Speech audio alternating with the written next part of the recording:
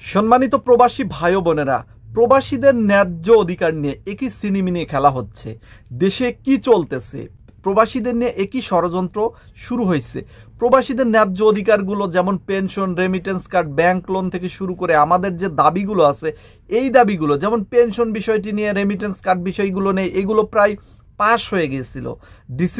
November মাসেই এগুলো running হওয়া শুরু হয়ে যেত। নভেম্বর মাসেই এই পেনশন এবং রেমিটেন্স কার্ড শুরু হয়ে যেত। কিন্তু ভিতরে একই ষড়যন্ত্র চলতেছে প্রিয় বন্ধুরা, যে প্রবাসীদের এই পেনশন থেকে শুরু করে যে দাবিগুলো আছে এগুলো পূরণ হচ্ছে না। হুট করে কাজ থেমে গেল। যেভাবে এই ডক্টর ইউনূস সরকার কাজ শুরু করেছিল, ঠিক যত দ্রুত কাজ শুরু করেছে তত দ্রুতই বিষয়গুলো কিন্তু থেমে যাচ্ছে। একের পর এক দুঃসংবাদ দিতে হচ্ছে আপনাদের, একের পর এক হতাশায় ভুগতেছি। এই ডিসেম্বর মাসেও তেমন কোনো নিশ্চয়তা এখন পর্যন্ত পাওয়া যাচ্ছে না যে রেমিটেন্স কার্ড কবে দেবে, এমনকি পেনশন কবে দেবে। যদিও ডিসেম্বরের 1 তারিখ বা প্রথম সপ্তাহে রেমিটেন্স কার্ড শুরু হওয়ার জোর দাবি জানিয়েছিলাম এবং এই বিষয়টি নিয়ে প্রবাসী কল্যাণ মন্ত্রণালয়ের তাদের সাথে কথা বলেছিলাম। তারা বলেছিল যে কাজ চলতেছে, হয়ে যাবে ইনশাল্লাহ। কিন্তু শুধু কথাতেই সীমাবদ্ধ আছে, শুধু কথাতেই সীমাবদ্ধ আছে, কিন্তু কাজ কিন্তু হচ্ছে না। প্রবাসীদের নিয়ে তেমন কোনো গুরুত্ব সরকার দিচ্ছে না। আর প্রবাসী কল্যাণ মন্ত্রণালয়ের দায়িত্ব দিয়েছেন আসিফ নজরুল স্যারকে। তিনি আসলে কি করতেছেন, কি করেন, আমি এটাই বুঝি না। মানে উনি কি সপ্তাহে একদিন অফিস করতে পারে না? প্রবাসী কল্যাণ মন্ত্রণালয়ে গিয়ে উনি কি বলতে পারে না যে প্রবাসীদের জন্য যে পদক্ষেপগুলো নেওয়া হয়েছে এটা জোরালোভাবে পূরণ করুন? আমাদের প্রবাসীরা আমাদের যে রেমিটেন্স পাঠিয়েছে সেই রেমিটেন্সের টাকাতে আমরা এখনো টিকে আছি। তো এইভাবে বললেও তো কাজ হয়। একটা জিনিস চিন্তা করেন প্রিয় প্রবাসী ভাই বোনেরা, বাংলাদেশ যে এখন টিকে আছে, যে অর্থনৈতিকভাবে যেভাবে মোটামুটিভাবে টিকে আছে, এটা কিন্তু প্রবাসীদের অবদানের কারণে। আমি আজকে রেমিটেন্স বন্ধ করে দেব, বেশি না 3 মাসের ভিতরে বাংলাদেশের অর্থনীতি ভেঙে যাবে, এমনকি সরকার টিকতে পারবে না। এটা যে কোনো সরকার, এটা নির্বাচিত সরকার হোক অথবা এখন বর্তমান অন্তর্বর্তীকালীন সরকার আছে, এই সরকার হোক, যে কোনো সরকার, যদি প্রবাসীরা রেমিটেন্স শাটডাউন দেয় তাহলে কিন্তু টেকা সম্ভব না, অর্থনৈতিকভাবে ভেঙে পড়বে, দেশের অনেক ক্ষতি সাধন হবে। তো সরকার এত কিছু জানার পরেও কেন এই বিষয়গুলো নিয়ে ভ্রুক্ষেপ দিচ্ছে না?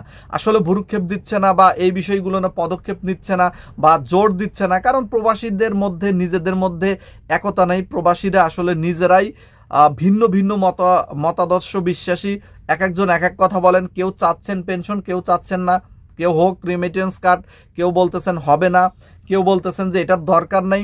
মানে আসলে প্রবাসীরাই এই জায়গাতে মানে পিছপা হয়েছে বেশি, যার কারণে প্রবাসীদের দাবিগুলো পূরণ হবে হবে করেও কিন্তু আর হচ্ছে না এবং এভাবেই কিন্তু চলে যাচ্ছে। দিন যত যাচ্ছে এই দাবিগুলো ততটা নিস্তেজ হয়ে যাচ্ছে, ততটা পূরণ হওয়ার সম্ভাবনা কমে যাচ্ছে।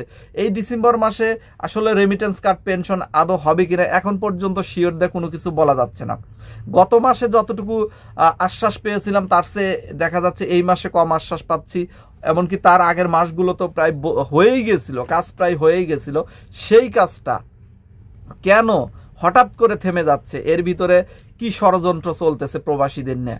আসলে ডক্টর ইউনূস সরকারকে ব্যর্থ করার জন্য প্রত্যেকটা পয়েন্ট থেকে কাজ চলতেছে। আসিফ নজরুল স্যারকে নিয়ে কিছুদিন আগে, গত 2 দিন আগে আমাদের ইলিয়াসুর রহমান, সাংবাদিক ইলিয়াসুর রহমান, উনি একটা রিপোর্ট করেছেন। আসলে সত্য না মিথ্যা এটা আল্লাহ ভালো জানে, আসিফ নজরুল ভালো জানে, সাংবাদিক ইলিয়াস ভালো জানে। তবে যে রিপোর্টটি করেছেন আসিফ নজরুলের এর থেকেও সতর্ক হওয়া উচিত।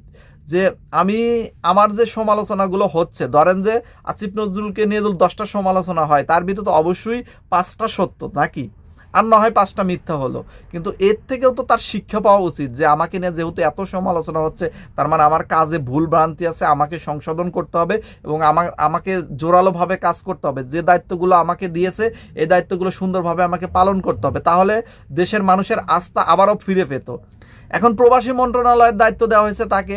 তিনি প্রবাসী মন্ত্রণালয়ের প্রথমে দায়িত্ব পাওয়ার পর কিছুদিন ভালোই কাজ করেছেন, ছুটির দিনগুলোতেও দেখলাম অফিস করেছেন। কিন্তু এখন কই? এখন আসিফ নজরুল কই? এখন প্রবাসী মন্ত্রণালয়ের কাজের খবর কি? কোনো খবর নাই, কোনো খোঁজ খবর নাই, কোনো ব্রিফিং নাই, কোনো সাংবাদিক সম্মেলন নাই। মানে প্রবাসী মন্ত্রণালয়ের বলতে যে একটা মন্ত্রণালয় তাকে দায়িত্ব দেওয়া হয়েছে এই বিষয়টি মনে হয় তিনি ভুলেই গেছেন, মানে নাই মনে হচ্ছে। কিছুদিন আগে লাউঞ্জ চালু করছে, লাউঞ্জ দিয়ে কি হবে ভাই? আমাদের দরকার পেনশন, আমাদের দরকার রেমিটেন্স কার্ড, আমাদের দরকার হলো ব্যাংক লোন, আমাদের দরকার হলো বিদেশে যারা যাবে তাদের অল্প টাকায় যেন বিদেশ পাঠাতে পারে, ভিসার যেন সিন্ডিকেট ধ্বংস হয়। এইগুলো কাজ না করে আপনি লাউঞ্জ চালু করবেন, ওখানে গিয়ে হোটেলে যা ওই সিঙ্গারা খাবে, পুরি খাবে, এরকম মন মানসিকতা থাকে না রে ভাই।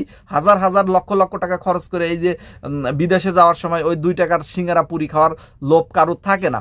আপনারা যেটা করেছেন, যেটা করতেছেন সেটা তো করবেনই, কিন্তু আমাদের যে দাবিগুলো, প্রবাসীদের যে দাবিগুলো, এগুলো এখন পর্যন্ত আপনারা কেন এই বিষয়টি নজর দিচ্ছেন না? আপনাদের কপালে আসলে খুবই দুর্ভোগ আছে। সামনে ভবিষ্যৎ আমি দেখতেছি এই ডক্টর ইউনূস সরকারের খুবই খারাপ আছে। প্রবাসীদের পক্ষ থেকেও প্রবাসীদের যে আস্থা এটা হারিয়ে যাচ্ছে, প্রবাসীদের সমর্থন হারাবে, সামনে জনগণেরও সমর্থন হারাবে। দেশের এই যে নিত্য প্রয়োজনীয় জিনিসের দামও তারা সামলে রাখতে পারতেছে না, এখানেও সিন্ডিকেট ধ্বংস করতে পারতেছে না, এরপরে এই প্রবাসীদেরকে নিয়েও তারা কাজ করতেছে না। তারা যেগুলো করতেছে এগুলো আসলে দেখা যাচ্ছে যে কাজগুলো করার কথা সেই কাজগুলো না করে উল্টো যেগুলো না করার কথা সেগুলো নিয়ে তারা ব্যস্ত আছে। আসলে খুবই হতাশ ডক্টর ইউনূস সরকারের প্রতি, খুবই হতাশ হচ্ছে। খুবই আশা করেছিলাম যে এই সরকার প্রবাসীদের নিয়ে ভালো ভালো কাজ করবে, এবং প্রথম যে উদ্যোগগুলো নিয়েছিল সত্যি এটা প্রশংসনীয় ছিল, কিন্তু এখন যতটা প্রথম উদ্যোগ নিচ্ছে তার বিপরীতে তার চেয়ে বেশি খারাপ কাজ হয়ে যাচ্ছে। তো যার কারণে এখনো সময় আছে, আপনারা সাবধান হন, আপনারা প্রত্যেকটা বিষয় নিয়ে এখনো কাজ করার চেষ্টা করুন। আর সম্মানিত প্রবাসী ভাই বোনেরা, আপনাদের বলতেছি, আপনাদের আসলে কিছু দিলেও চলে, আপনাদের কিছু না দিলেও চলে, আপনাদের তো কোনো কিছু চাওয়া নাই। কারণ আপনারা তো না পেতে মানে দেশ থেকে যে কিছু পাওয়া যায়, মানে আপনাদের যে অধিকার আছে এটা আপনারা নিজেরাই ভুলে গেছেন। যার কারণে এখন আমি এইভাবে কথা বললেও অনেক প্রবাসীর খারাপ লাগে। অনেকেই মনে করেন কেন এইভাবে কথা বলতেছি, দরকার কি? আসলে আমি চিন্তা ভাবনা করে দেখতেছি যে প্রবাসীদের অধিকার নিয়ে যদি প্রবাসীরাই সচেতন না হয় তাহলে এই বিষয় নিয়ে আমারই কথা বলা বন্ধ করে দিতে হবে। কারণ আমি একা তো লড়ে এইগুলো দাবি আদায় করতে পারবো না। আপনারা যদি সহায়তা না করেন, আপনারা যদি হেল্প না করেন, তাহলে তো আমার পক্ষে একার পক্ষে এটা বলে লাভ হবে না, আর আমার কথার তখন অতটা মূল্যও থাকবে না।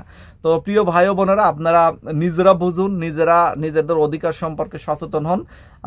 আপনারা যদি চান অবশ্যই এই বিষয়টি নিয়ে কাজ আরও চলবে, আর যদি না চান তাহলে ধীরে ধীরে এই বিষয়টি নিয়ে কাজ এখানেই সমাপ্ত হবে। আর ডক্টর ইউনূস সরকারের প্রতি আমি অনুরোধ করব, আপনারা এখনও সময় আছে, প্রবাসীদের নিয়ে চিন্তা ভাবনা করুন, দেশের নিত্য প্রয়োজনীয় জিনিসের দাম কমানোর চিন্তা ভাবনা করুন, এবং সাধারণ মানুষকে নিয়ে ভাবুন, এবং কে কি করতেছে, কে কি বলতেছে, কোন দিক থেকে কি হইতেছে, এগুলো নিয়ে এত চিন্তা ভাবনা বাদ দিয়ে দেশের জনগণের যেন সাপোর্ট পান সেই কাজ করুন।